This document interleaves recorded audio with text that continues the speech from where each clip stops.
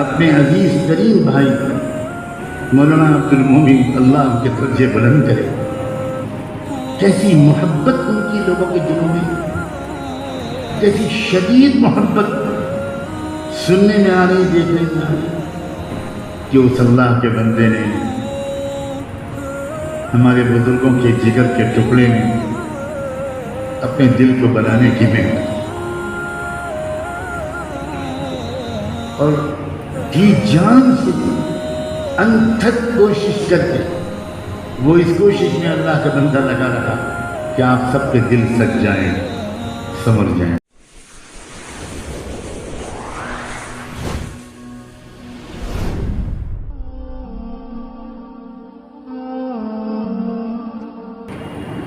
اعوذ باللہ من الشیطان الرجیم.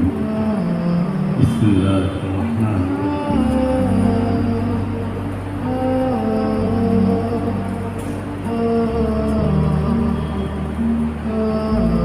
والشمس وضحاها والقمر إذا تلاها والنهار إذا جلاها والليل إذا يغشاها والسماء وما بناها والأرض وما طحاها ونفس وما سواها فألهمها فجورها وتقواها قد أفلح من زكاها وقد خاب من دساها. وقال تعالى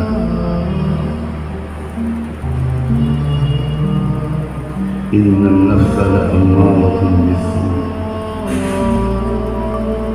وقال تعالى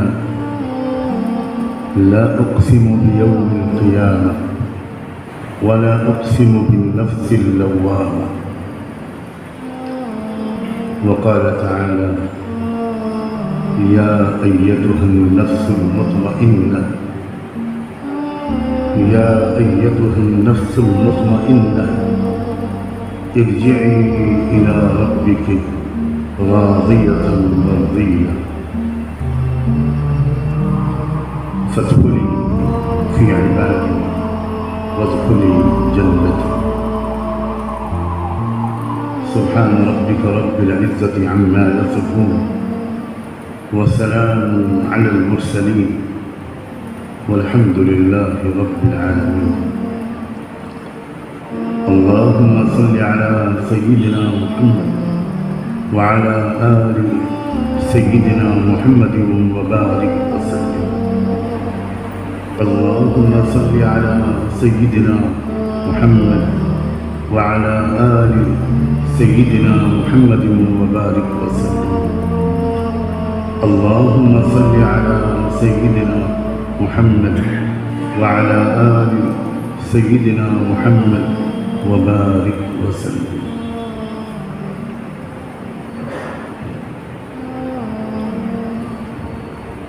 اللہ کی ہر مخلوق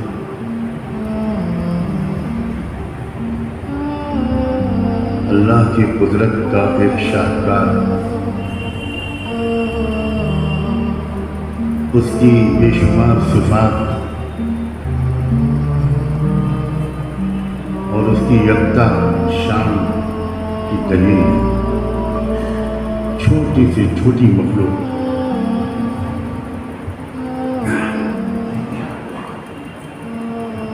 ایک چونٹی اللہ کی قدرت کی نشانی ہے.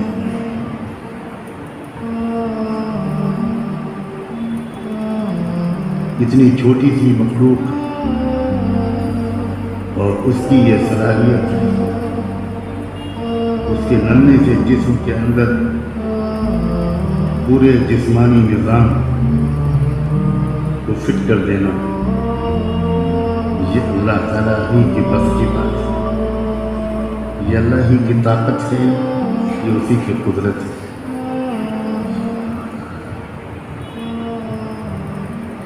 ایک مچھر، ایک مکھی، چھوٹی سی چھوٹی مخلوقات جن کو ہم بہت حقیر ہیں،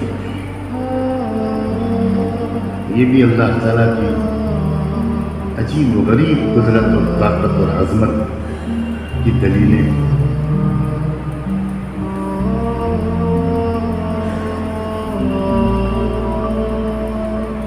علماء نے غور کیا کہ اللہ کے ہر حکم اور نبی کی ہر سنت میں بڑی حکمتیں اور گہرائیاں ہوتی ہیں.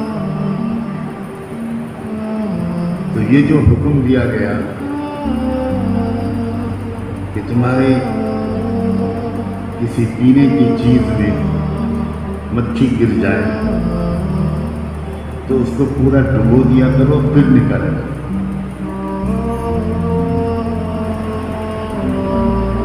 چونکہ اللہ کے ہر فیصلے میں بڑی گہرائیاں اور حکمتیں ہوتی ہیں. نبی کی ہر رہنمائی میں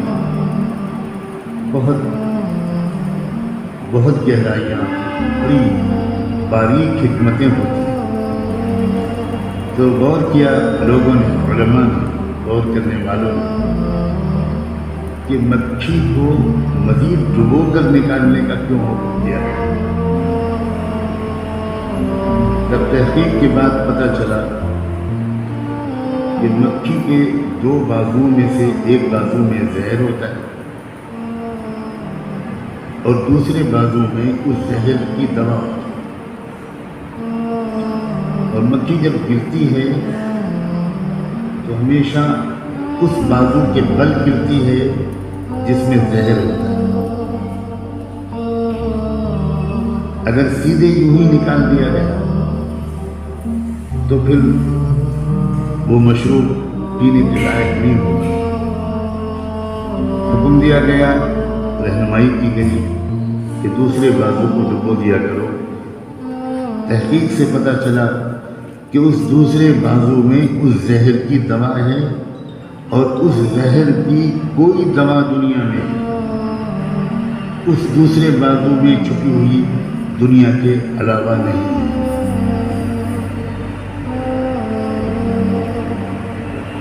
چھوٹی سی چھوٹی مخلوق اللہ کی قدرت اور حکمت کی ہزاروں دلیلیں رکھتی ہے. اور اللہ نے اپنا تعارف جو کرایا، اپنی عظمت کو جو بندوں کو سمجھانا چاہا، تو ہمیشہ اپنے بندوں سے یہ کہا کہ میری مخلوقات پر غور کرو.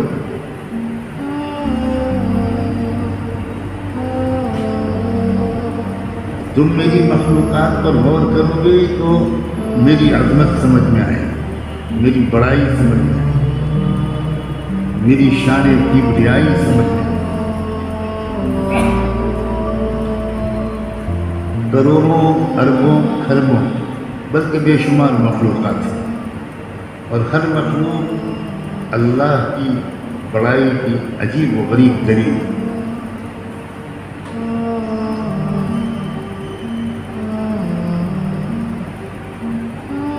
سورج اللہ کی بہت عظیم مخلوق ہے.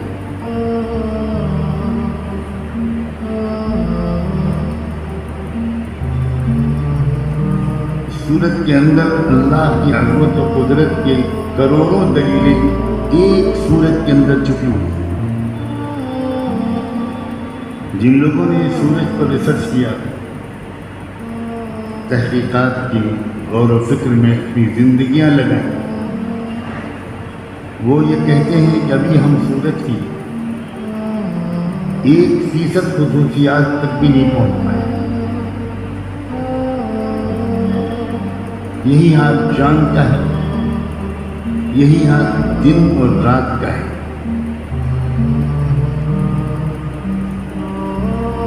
اس بارے میں زیادہ تفصیل سے بات کرنا اس وقت مقصود نہیں ہے.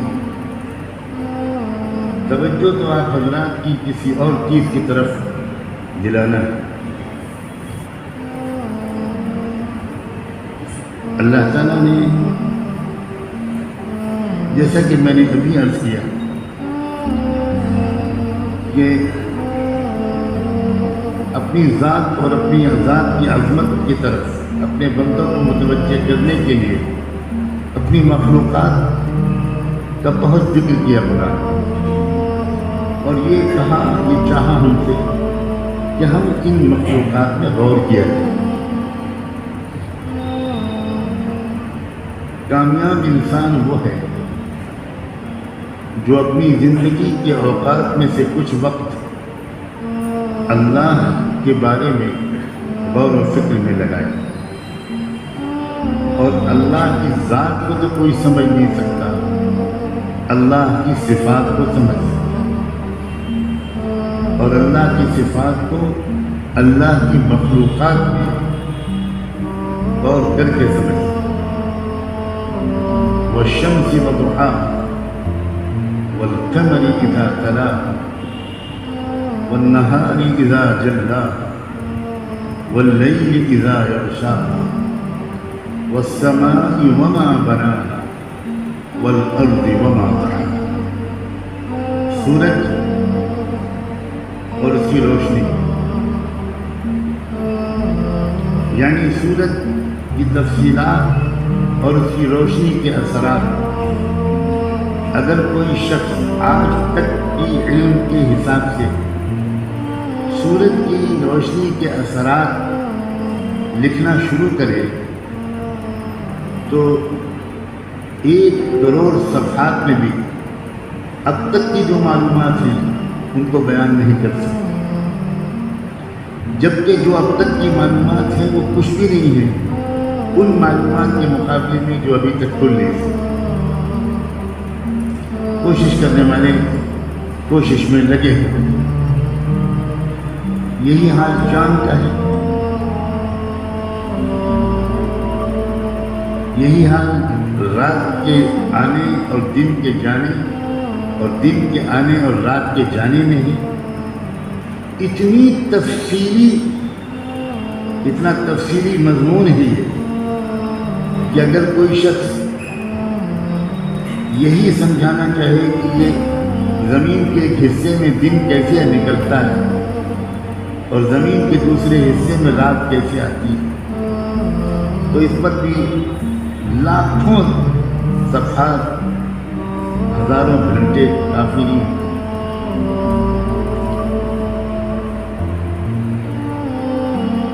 والسماء وما بناها والارض وما طحاها، آسمان اور اس کی بناوٹ، زمین اور اس کی بناوٹ، ان نعمتوں کا، مخلوقات کا ذکر کرنے کے بعد اللہ نے اپنی ایک اور شاہکار مخلوقات کا ذکر کیا، وَنَفْسٍ وَمَا سَوَّاهَا، کہ انسان کا جو نفس ہم نے بنایا یہ اللہ کی مخلوقات میں عظیم ترین مخلوق ہے۔ ہر انسان کا نفس، آسمان، زمین، چاند، سورج، دن اور رات، ان چاروں کا تو، پانچوں کا تو، چھوں کا تو مختصر سا تذکرہ کیا، لیکن جب اللہ نے میرے اور آپ کے نفس کا تذکرہ کیا تو اس میں ایک بہت اہم بات فرمائی وَنَفْسٍ وَمَا سَوَّاهَا فَأَلْهَمَهَا فُجُورَهَا وَتَقْوَاهَا، کہ ہر انسان کے نفس کے اندر ہم نے فاسق اور فاجر بن جانے کی صلاحیت بھی رکھی ہے اور تقوی والا بن جانے کی صلاحیت بھی رکھی ہے۔ ہر انسان کا نفس یہ دونوں صلاحیتیں لے کر اللہ نے دنیا میں بھیجا۔ میرا دل، میرا نفس، آپ میں سے ایک ایک کا دل، آپ میں سے ایک ایک کا نفس۔ علماء اگر یہاں ہیں کچھ تو ان کے لیے یہ اشارہ کافی ہے کہ ہمارے بہت بڑے بڑے محقق علماء نے لکھا ہے کہ قرآن مجید میں جس مخلوق کو کہیں پر قلب کہا جاتا ہے اسی مخلوق کو کسی اور جگہ پر نفس بھی کہا گیا ہے۔ اس دل کے اندر، اس نفس کے اندر جو ہر انسان کے پاس ہے، ہر انسان کا دل، ہر انسان کا نفس، یہ دو صلاحیتیں رکھتا ہے۔ یہ نیک بھی بن سکتا ہے اور یہ بہت نافرمان اور فاسق و فاجر بھی بن سکتا ہے۔ اور بہت اہم بات اب کہنے جا رہا ہوں، یہ بات عجیب و غریب ہے۔ سورج کب نکلے گا یہ تمہارے اختیار میں نہیں ہے، سورج کب ڈوبے گا یہ تمہارے اختیار میں نہیں ہے، سورج کو گرہن کب لگے گا یہ تمہارے اختیار میں نہیں ہے، سورج کی روشنی کب کم ہوگی اور کب زیادہ ہوگی تمہارے اختیار میں نہیں ہے، چاند کب نکلے گا کب نہیں نکلے گا تمہارے اختیار میں نہیں ہے، رات اور دن کا آنا اور جانا تمہارے اختیار میں نہیں ہے، آسمان کی بناوٹ اور زمین کی شکل و صورت وہ بھی تمہارے اختیار میں نہیں ہے۔ مگر غور سے سننا میرے عزیز دوستو، تمہارے دل اور تمہارے نفس کی بناوٹ اور بگاڑ اللہ فرماتے ہیں ہم نے تمہارے اختیار میں رکھا۔ قد افلح من زکاہا وقد خاب من دساہا، تمہارے اختیار۔ جس نے اس دل کی فکر کر کے زندگی گزاری، جس نے اس دل کو سجانے کی فکر کے ساتھ اس دل کو خس و خاشات اور گندگیوں سے پاک صاف رکھنے کی فکر اور محنت کے ساتھ زندگی گزاری، وہ کامیاب ہو گئے۔ اور جس نے اس دل اور اس نفس کو بالکل نظر انداز کیا، اس کی 24 گھنٹے کی فکروں میں یہ فکر غالب نہیں رہی بلکہ شامل نہیں رہی کہ میرا دل ٹھیک ہو، میرا دل تندرست ہو، میرا دل پاک صاف ہو، میرا دل گندگی سے خالی ہو۔ جس نے اس کی فکر نہیں کی وہ تباہ و برباد ہو کر رہے، وہ ناکام ہو کر رہے۔ اور جس نے اس دل کی فکر کر لی، جس نے اس دل پر توجہ دی، جس نے اس دل کو یاد رکھا، جس نے اس دل کی اہمیت کو سمجھا، اللہ فرماتے ہیں اور اللہ سے بڑھ کر کوئی سچا نہیں کہ وہ شخص کامیاب ہے۔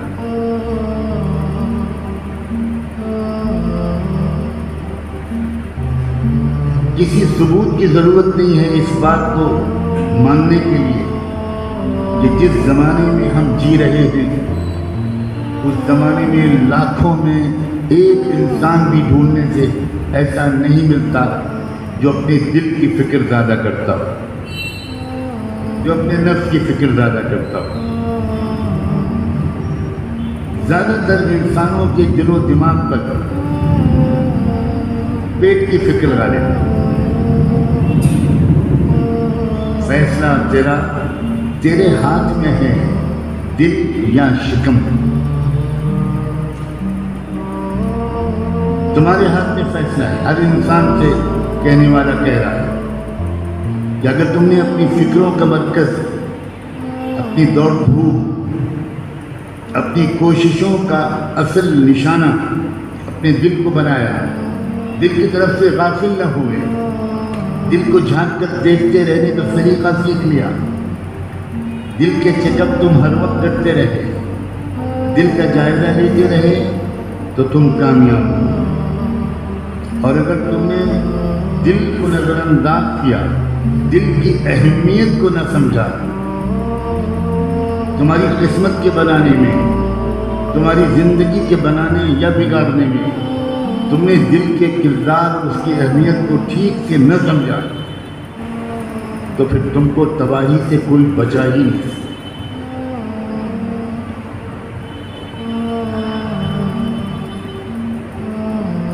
اللہ اپنے ان بندوں پر اپنی رحمتیں برسائے، رحمتوں کی بارش کرے، ان کی نسلوں کو ہمیشہ آباد رکھے، تو اس دور میں مجھے اور آپ کو میرے اور اپنے دل کی اصلاح کی طرف متوجہ کرتے رہے، یاد دلاتے رہے۔ جس کا دل ٹھیک ہو گیا، جس کا دل تندرست ہو گیا، جس کا دل پاک صاف ہو گیا، جس کا نفس پاک صاف ہو گیا، کیا ملتا ہے اس کو؟ میں یہ تو بیان نہیں کر سکتا، میں یہ پوچھتا ہوں کیا نہیں ملتا؟ اس کو سکون ملتا ہے، دل ملتا ہے، اس کو اطمینان ملتا ہے، اس کو برکت ملتی ہے دنیا میں، اور برکت سے بڑھ کر دنیا کی نعمتوں میں کوئی اور نعمت نہیں۔ آدمی کے پاس مکان ہو اور مکان برکت سے خالی ہو تو وہ مکان مصیبت کا سبب بن کر رہے گا۔ آدمی کے پاس اولاد ہو لیکن اولاد میں برکت نہ ہو، یہ اولاد اپنے ماں باپ کو خون کے آنسو رلا کر رہے گا۔ آدمی کے پاس سواری ہو مگر سواری میں برکت نہ ہو، یہ سواری اس کے لیے وبال جان بن کر رہے گا۔ آدمی کے پاس آمدنی ہو، مال ہو، لیکن آمدنی اور مال میں برکت نہ ہو، وقت میں برکت نہ ہو، علم میں برکت نہ ہو، زندگی میں برکت نہ ہو، صحت میں برکت نہ ہو، یہ انسان سخت ناکام انسان۔ دولت الگ چیز ہے اور برکت الگ چیز ہے۔ ہو سکتا ہے کہ انسان کے پاس گنتی کے لحاظ سے پیسے کم ہوں مگر ان چند پیسوں میں برکت ہو۔ رب کعبہ کی قسم اور قسم کھانے کی کوئی ضرورت نہیں، یہ کم پیسے والا انسان مگر برکت والے پیسوں کا مالک یہ دنیا میں خوش و خرم رہتا ہے، یہ مطمئن رہتا ہے۔ لیکن جس کے پاس پیسے زیادہ ہیں مگر برکت سے خالی، وہ انسان زندگی بھر تکلیف میں رہتا ہے۔ یہ راز نہیں جانتے آج کے لوگ، اسی راز کو سمجھنے کی ضرورت ہے۔ زندگی کی اصل حقیقت کے بتانے والا اللہ اور اس کے رسول ہیں۔ زندگی میں کامیابی کا راز کون بتائے گا؟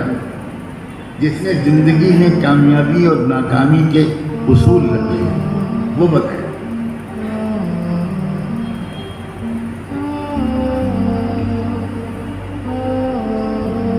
جس انسان کا نفس اچھا ہوتا ہے، جس کا دل پاک صاف ہو گیا ہے، اس نے تھوڑی کوشش کی، اس نے بار بار اپنے دل اور نفس کا جائزہ لینے کا فن سیکھ لیا۔ یہ بڑا عجیب فن ہے دوستو، یہ سلسلے میں داخل ہونا، یہ کسی سے اصلاحی تعلق قائم کرنا، یہ کچھ ذکر اور معمولات کی پابندی کرنا، یہ اس کا ایک بہت بڑا مقصد ہوتا ہے کہ انسان زندگی کی مشغولیتوں کے باوجود اس دوڑتی بھاگتی زندگی میں بار بار اپنے دل کو دیکھتا رہے، اس کا سلیقہ اس کو آ جائے۔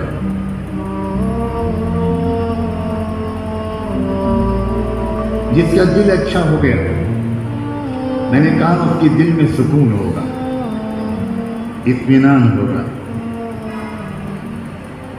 وہ جسمانی طور پر سخت بیمار بھی ہوگا تب بھی اس کے دل میں اطمینان ہوگا، اور جس کا دل اچھا نہیں ہے وہ بہت تندرست ہے، اسے کوئی بیماری نہیں ہے، تب بھی اس کے دل و دماغ میں ٹینشن ہے۔ سچا واقعہ ہے، یہ صرف کہانی نہیں ہے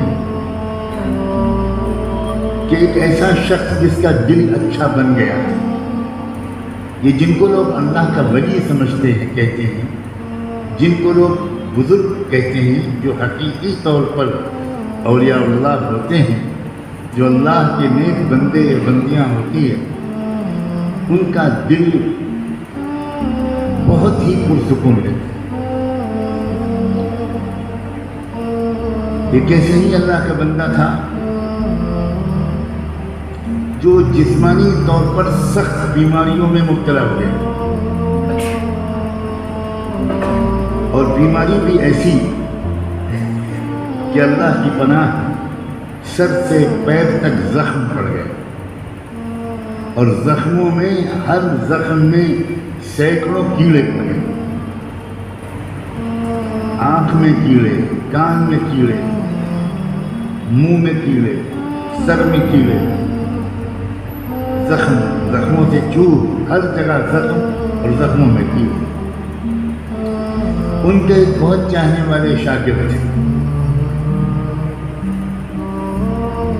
آپ بھی اگر آپ کو کسی اللہ کے نیک بندے سے محبت ہے تو ذرا سوچئے کہ اگر آپ کو اپنے کسی شیخ، اپنے استاد و رہبر جس کی وجہ سے آپ کی زندگی میں دین آیا، آپ کو اس سے کتنی محبت آج کے دور میں بھی ہے، تو اس دور میں جس کی میں بات کر رہا ہوں اس شخص کے دل میں کتنی محبت ہوگی اپنے اس بزرگ شیخ سے جس کی وجہ سے اس کا دل کی دنیا روشن ہو گئی. جب ان کو پتہ چلا کہ وہ بہت بیمار ہیں، بہت سخت بیمار ہیں، ایسے بیماری کا شکار ہیں کہ گھر والوں نے بھی رشتہ ناتا کم کر دیا، آس پاس جانے کو کوئی تیار نہیں، بدن سے بدبو آ رہی، زخموں اور زخموں میں کیڑے. تو ایک اللہ کے بندہ کو ان کا بہت عاشق تھا، اس کو خبر ملی تو وہ لمبا سفر کر کے اپنے اس استاد اور بزرگ اور شیخ کی زیارت کے لیے گئے. جب وہ وہاں پہنچا لمبا سفر کر کے اور اپنے شیخ کا حال دیکھا تو چیخ نکل گئی اس کی زبان سے. پڑے ہوئے ہیں بے بس لاچار، زخموں میں جکڑے ہوئے، کیڑے ہر طرف رینگ رہے ہیں، بلبلا رہے ہیں. لیکن غور سے دیکھتے رہے تو دکھائی پڑا کہ باوجود اس کے کہ یہ حال ہے وہ بزرگ، وہ اللہ کا نیک بندہ کچھ بول رہا ہے، کچھ کہہ رہا ہے، اس کے ہونٹ ہل رہے ہیں. تو اس نے کان لگا کر سننے کی کوشش کہ اس حالت میں میرے یہ شیخ کیا کہہ رہے ہیں. تو جب کان لگایا تو آواز آئی کہ وہ اپنی آہستہ کمزور آواز میں کہہ رہے ہیں الحمدللہ الحمدللہ الحمدللہ الحمدللہ الحمدللہ. یہ شخص کہاں گیا؟ یا اللہ، ایسی تکلیف میں اور الحمدللہ. اس شخص نے فوراً سجدے میں گر کر اللہ سے دعا مانگی کہ اللہ میرے شیخ کو شفا اور صحت دے دیجیے، اور اگر صحت و شفا مقدر نہیں ہے تو ایمان کامل پر اٹھا لیجیے، دیکھا نہیں جانا ہے. مگر اس سے پہلے آپ تھوڑی دیر کے لیے ان کو ہوش میں لے آئیے، میں ان سے کچھ پوچھنا چاہتا ہوں. اللہ میں بہت دور سے آیا ہوں، میری دعا قبول کر لیجیے، میں ان سے کچھ پوچھنا چاہتا ہوں. اتنی دیر کے لیے ہوش دے دیجیے کہ میرا سوال سن لیں اور جواب دیں. اللہ نے سجدے میں پڑھ کر مانگی گئی اس دعا کو قبول کیا، اور جب وہ سجدے سے سر اٹھایا انہوں نے تو دیکھا کہ شیخ کی آنکھیں کھل گئی، ہوش میں آئے. فوراً جھک کر پوچھا کہ حضرت آپ پہچانے، میں آپ کا خادم، آپ کا غلام، آپ کا مرید، آپ کا عاشق، آپ کا شیدائی، آپ کا شاگرد آیا ہوں. اللہ کے لیے یہ بتا دیجیے کہ اتنی تکلیف کے عالم میں آپ شکر کیسے ادا کر رہے ہیں؟ یہ صبر کا لمحہ ہے، یہ تو سمجھ میں آتا ہے، مگر یہ شکر کا موقع ہے، یہ بات میری سمجھ میں نہیں آتی. اب شکر کس بات کا ادا کریں؟ تو شیخ کہنے لگے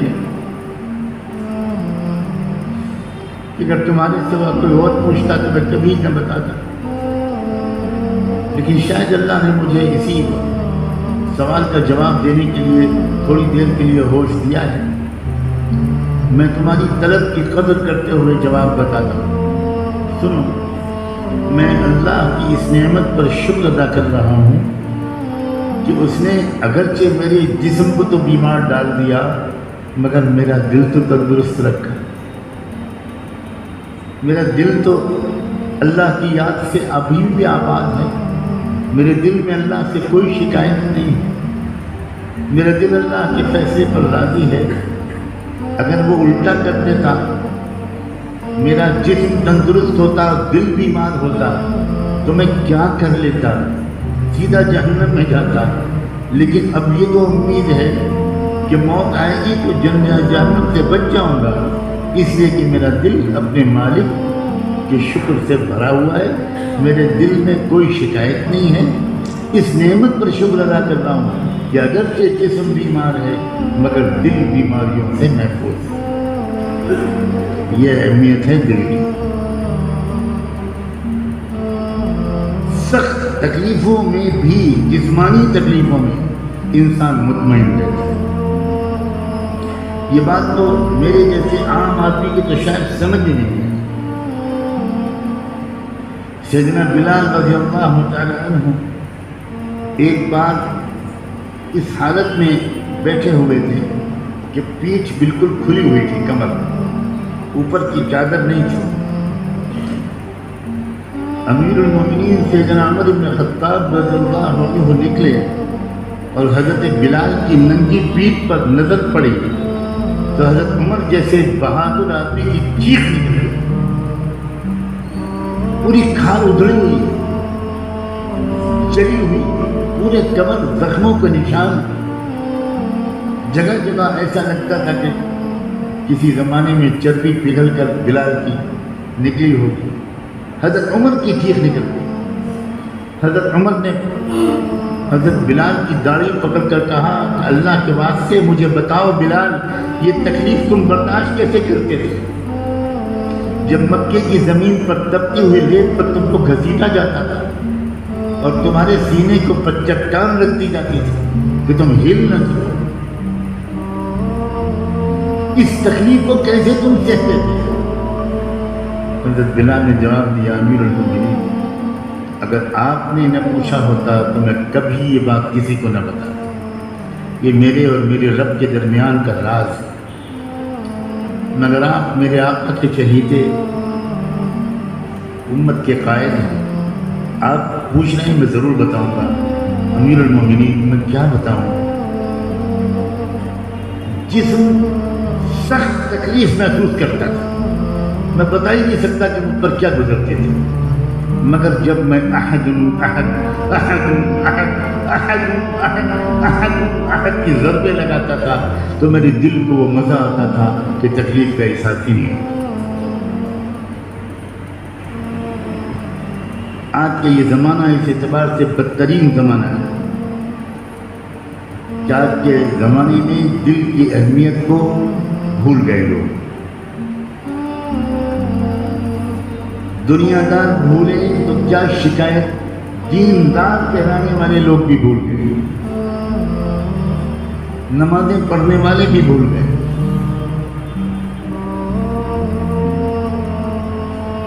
دل کیا شے ہے، یہ نفس کیا چیز ہے، یہ کتنی قیمتی مخلوق ہے، اس کو ٹھیک کرنا ہمارے اختیار میں ہے۔ قد افلح من زکاہا، اللہ نے صاف اعلان کر دیا کہ اس دل کو چمکانا اور اس دل کے چمکانے کے ذریعے کامیابیوں کا حاصل کرنا اے انسان تمہارے بس میں، ہر شخص کو میں نے اختیار دیا۔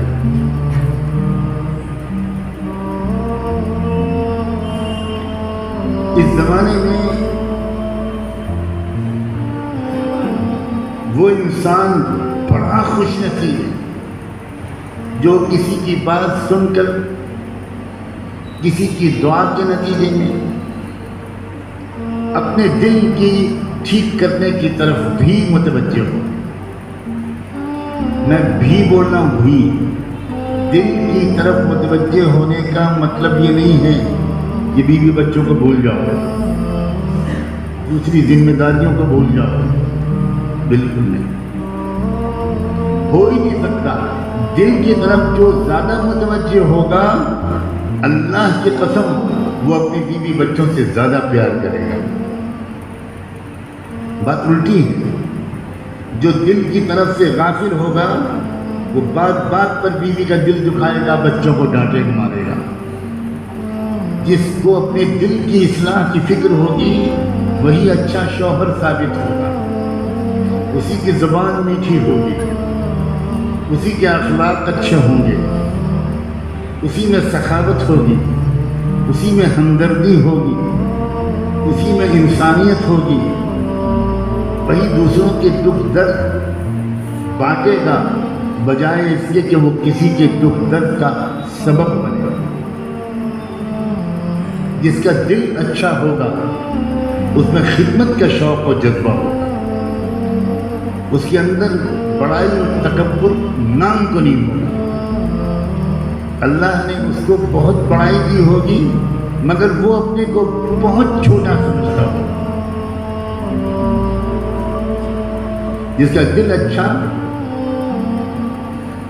وہی عورت اپنی بہو کے لیے اچھی ساس ثابت ہو. وہی بہو اپنی ساس کے لیے خوشیوں کا سبب بنے گی جس بہو کا دل اچھا ہو. اور پھر دہراتا ہوں, دل کا اچھا ہونا میرے اور آپ کے بس میں. یہ خاص بات ہے جس پر آج میں زور دینا چاہتا ہوں. اللہ پر اس سے بڑا جھوٹا الزام نہیں ہو سکتا. کیا کروں میری طبیعت ہی ایسی ہے, کیا کروں میری زبان کڑوی ہے, کیا کروں میری عادت ہی بری ہے, کیا کروں میرے اخلاق ذرا کڑوے ہیں, کیا کروں. یہ تم اللہ پر الزام لگا. روزی انسان کے اختیار میں نہیں ہے, عزت انسان کے اختیار میں نہیں ہے. تعز من تشاء و تذل من تشاء. لیکن انسان کے اختیار میں دوسروں کے دلوں کی اصلاح بھی نہیں ہے, لیکن انسان کے اختیار میں اپنے دل کی اصلاح. آج آپ اس بات کو یاد کر کے جاؤ. میں اپنی 30-35 سالہ زندگی میں یا اس سے کچھ کم یا زیادہ ایک بات محسوس کر کے بہت کرتا ہوں کہ کروڑوں لوگ یہ سمجھتے ہیں کہ ان کی اپنی اصلاح ان کے ہاتھ میں نہیں ہے. اس سے بڑھ کر اللہ پر کوئی الزام نہیں لگا. چھوٹ ہے, سراسر چھوٹ ہے. دوسرے کے دل کو بدلنا اختیار میں نہیں. یہ تو ہمارے اور آپ کے کیا, یہ تو نبیوں کے اختیار میں بھی نہیں. انک لا تہدی من احببت ولکن اللہ یہدی من یشاء. رحمت دو عالم صلی اللہ علیہ وآلہ وسلم زندگی بھر کوشش کرتے رہے کہ چچا ابو طالب کا دل ایمان سے بھر جائے, کلمہ قبول کر لے. اور کتنا دکھ حضور کو تب پہنچا جب ان کے چچا ابو طالب نے بھی صاف کہہ دیا, محمد بھتیجے میرے, بات تیری ٹھیک ہو سکتی ہے مگر میں سماج کے خلاف نہیں جا سکتا. حضور کی آنکھوں میں آنسو آئے, بہت سخت غم پہنچا. حضور یہ محسوس کرتے تھے اور چاہتے تھے صلی اللہ علیہ وآلہ وسلم کہ اتنے احسانات ہیں میرے چچا کے مجھ پر, اب یہ کلمہ پڑھ لیں تو میں اللہ میاں کے قدموں کو پکڑ لوں کہ اللہ ان کو جنت دے گی. یہ کلمہ پڑھ لیں.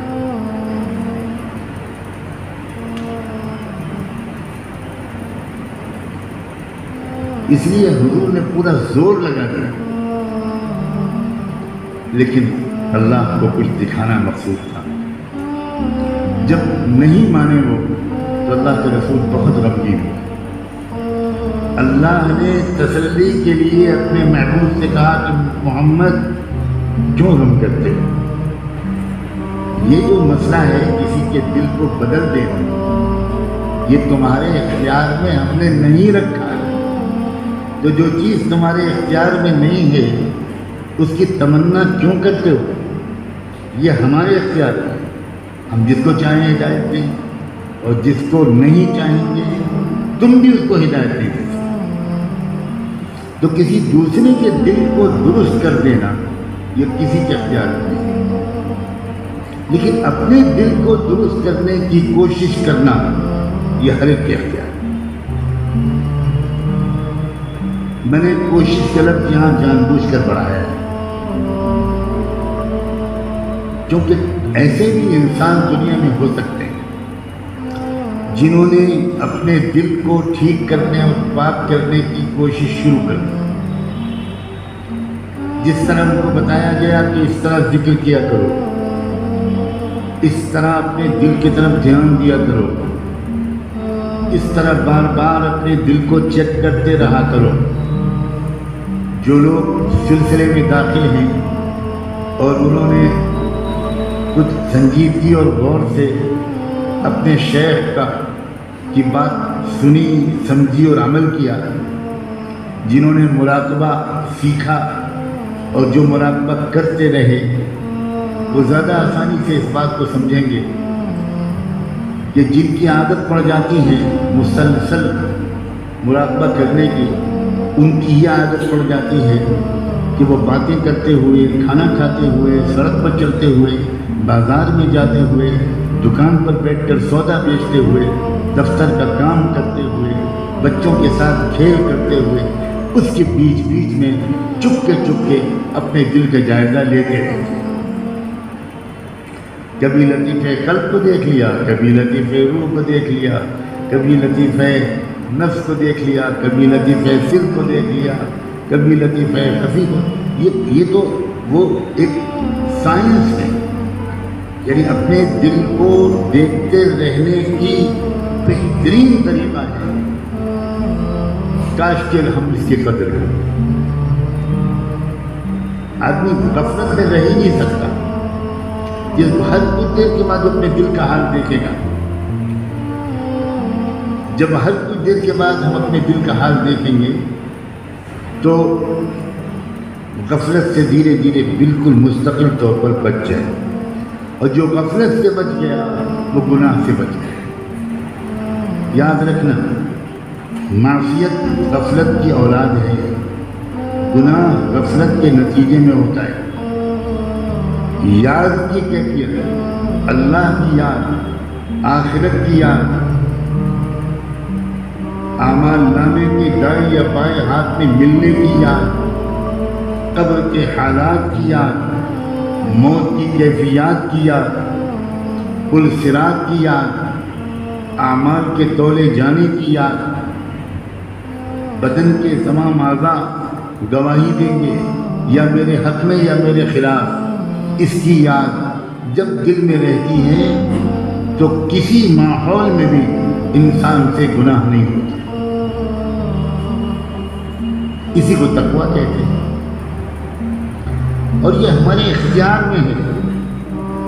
اب کوئی بندے نے کوشش شروع کی، 40 سال کی عمر میں اس کے کان میں یہ آواز پڑی اور اس نے توبہ کی، توبہ کے کلمات پڑھے، کسی اللہ والے سے کہا کہ مجھے سکھائیے، میں دل کو ٹھیک کرنا چاہتا ہوں، میں اپنے نفس کو پاک صاف بنانا چاہتا ہوں، مجھے ترکیب بتائیے۔ اس اللہ کے بندے نے ترکیب بتائی، استغفار اس طرح کیا کرو، اللہ سے درود شریف اس طرح پڑھا کرو، قرآن کی تلاوت اس طرح کیا کرو، اور اپنے نفس اور دل کو درست کرنے کے لیے اس طرح مراقبہ یعنی ذکر قلبی کیا کرو، زبان سے اس طرح اللہ کا ذکر کیا کرو، اب اس نے کرنا شروع کر دیا، لگ گیا۔ ابھی پوری طرح دل پاک صاف نہیں ہو پایا تھا کہ درمیان میں اس کی زندگی کا وقت ختم ہو گیا اور وہ اللہ کو پیار کرا۔ اس کی موت، انتقال کا وقت قریب آ گیا، وہ دنیا سے چلا گیا۔ ابھی پوری طرح دل پاک صاف نہیں ہوا تھا، پہلے سے بہتر ہو گیا تھا، لیکن درمیان میں ہی اس کی زندگی کا چراغ گل ہو گیا۔ اب کیا ہوگا؟ بہت یقین کے ساتھ کہہ رہا ہوں، نہایت واضح حدیثوں اور اشاروں کی روشنی میں کہہ رہا ہوں کہ اس انسان کو جب قبر سے اٹھایا جائے گا اور حشر کے میدان میں لایا جائے گا تو وہ ڈر رہا ہوگا، اسے یاد آ رہا ہوگا کہ میری تو کسر باقی رہ گئی تھی، بہت کچھ کمی رہ گئی تھی، کوشش شروع تو کر دی تھی میں نے، لیکن منزل تک نہیں پہنچ پایا تھا کہ درمیان میں مجھے اللہ نے اٹھا لیا۔ اب کیا ہوگا؟ اب تو پتہ نہیں کون سا عذاب دیا جائے گا، کون سی سزا مجھے ملے گی۔ یہی سوچتا ہوا وہ فرشتوں کے جھرمٹ میں لے جا کر کھڑا کر دیا جائے گا۔ کہاں؟ کامل درجے کے اولیاء اللہ کے ساتھ۔ تمنا کرو دوست، سرسری طور پر یہ باتیں نہ سنو۔ کامل درجے کا اولیاء اللہ، وہ حیران ہوگا، اور وہ بھولا بھالا انسان شاید یہ بھی فرشتوں سے کہنے لگے گا کیا مجھے یہاں کیوں لے گئے؟ یہاں حسن بصری کھڑے، یہاں تابعین، اولیاء اللہ، مشائخ، صالحین، یہاں امام بخاری، یہاں امام ابو حنیفہ، یہاں چوٹی کے یہ بزرگ اولیاء اللہ، یہاں کہاں مجھے لے آئے؟ فرشتے کہیں گے ہم کو تو اللہ نے جہاں تم کو لانے کا حکم دیا، ہم تو حکم کے بندے ہیں، ہم نے تو تم کو وہیں پہنچایا۔ اللہ تعالیٰ فرشتوں کی اور اس آدمی کی یہ بات چیت سن رہا، اللہ سے تو کوئی بات چھپی نہیں ہوتی، تو اللہ تعالیٰ بندے کو بلوائیں گے کہ ذرا اس کو میرے پاس۔ اب اور ڈرے، یا اللہ کے سامنے سے بلایا جا رہا ہے، میرا سارا کچا چٹا کھلے گا، میں کیا جواب دوں گا؟ ڈرتا ہوا جانے جائے، کیا کرے گا؟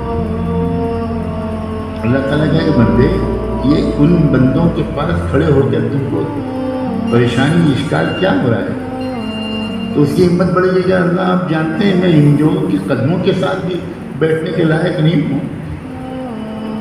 اب اللہ فرمائیں گے سن، یہ بتا کہ تو نے توبہ کی تھی؟ جی اللہ آپ کی توفیق سے توبہ تو کی تھی۔ یہ بتا کہ تو نے اپنے دل کو بدلنے کی کوشش شروع کر دی تھی؟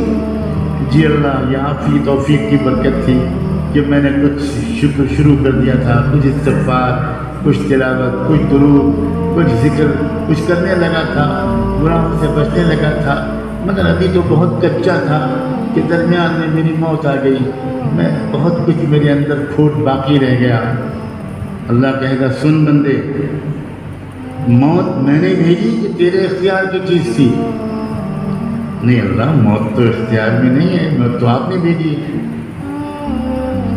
تو اللہ کہیں گے سن، اگر تجھے اور وقت ملتا تو تیری اصلاح مکمل ہو جاتی، درمیان میں نے تجھ کو اپنے پاس بلا لیا تو اپنے فیصلے کی سزا میں تجھ کو نہیں دے سکتا۔ اس لیے تو نے چونکہ نیت کی تھی نیک بننے کی، تو نے نیت پوری کی تھی دل کو چمکا کر رہوں گا، تو اس نیت کو قبول کر کے درمیان کی جو کمی رہ گئی، بہت رہ گئی، میں نے اپنے کرم سے معاف کر دیا، اور تو ان کاملین کے ساتھ کاملین والی جنت میں رہے گا۔ یا اللہ خوشی سے ڈوب نہ مرے ہم لوگ۔ آج کوئی توبہ کرے اور آج انتقال ہو جائے، ابھی اس نے ایک دفعہ ذکر نہیں کیا، ایک دفعہ تلاوت نہیں کی، ایک دفعہ، اور اگر اس کا اسی وقت انتقال ہو گیا تو میں تو قسم کھانے کو تیار ہوں کہ اللہ تعالیٰ اس کو صالحین کے ساتھ اٹھائے گا۔ اس کے باوجود سستی اور غفلت، اس کے باوجود دل کے زنگ کو دور کرنے کی تھوڑی سی کوشش میں بھی سستی اور کاہلی۔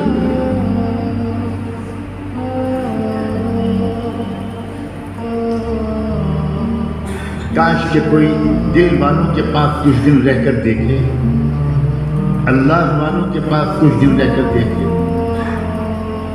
دنیا میں ان سے زیادہ خوش اور مطمئن کوئی نہیں۔ لوگ سمجھتے ہیں مال والے خوش ہیں، وہ مال والے جنہوں نے اپنے دل کو نظر انداز کر کے مال کمایا ہے، وہ دنیا میں بھی جہنم میں رہتے ہیں اور آخرت میں تو اللہ ہی۔ عزت ملتی ہے دل کے بنانے سے، راحت ملتی ہے دل کے بنانے سے، محبت ملتی ہے، اللہ اپنی مخلوق کے دل میں محبت ڈال دیتا ہے۔ آج کی دنیا میں سب سے کم کوئی چیز اگر کسی کو مل پاتی ہے تو وہ سچی محبت ہے۔ ترس جاتا ہے انسان، ہر طرف خود غرضی، ہر طرف مطلب پرستی۔ سچی محبت صرف اور صرف اور صرف اللہ والوں کے نصیب میں آتی ہے۔ ان الذین آمنوا وعملوا الصالحات سیجعل لهم الرحمن ودا۔ جو لوگ دل کو بنا لیتے ہیں اور زندگی کے تمام کام اچھے ہو جاتے ہیں، اللہ تعالیٰ کہتا ہے رحمان آنے والے دنوں میں ان کی محبت دلوں میں ڈال دیں۔ عجیب و غریب آیت تھی، کھلی نشانی اپنے گمان کے مطابق، وما شہدنا الا بما علمنا، کھلی نشانی جو یہ عاجز گنہگار دیکھ رہا ہے۔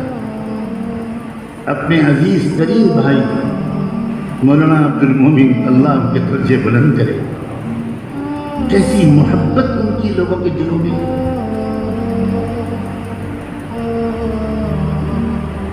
کیسی شدید محبت سننے میں آ رہی، دیکھنے میں آ رہی۔ ایک چھوٹی سی مثال میں اس وقت دے رہا ہوں، تازہ مثال، کس لیے یہ محبت ان کو ملی؟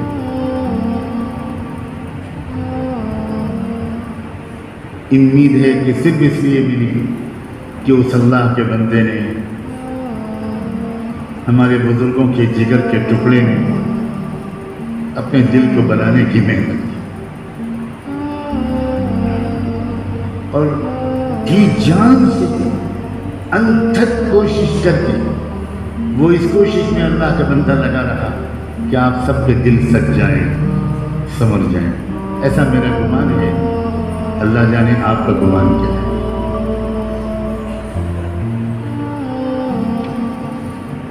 دو دن سے آیا ہوا ہوں، لیکن اتنی دیر سے اب آیا اور کل پرسوں سے جو سن رہا ہوں میں بتا نہیں سکتا کہ کتنا رشک آ رہا ہے اس اللہ کے بندے کی قسمت کا، کس مقام تک وہ پہنچا رہا ہے اس چھوٹی سی عمر میں۔ سخاوت کے واقعات، ہمدردی کے واقعات، خدمت کے واقعات، یہ ہمارے عزیز نوجوان، اللہ ان کی جوانیوں کو بیدار رکھے اور اللہ اپنے خاندان کے بزرگوں کا سب کو وارث بنائے۔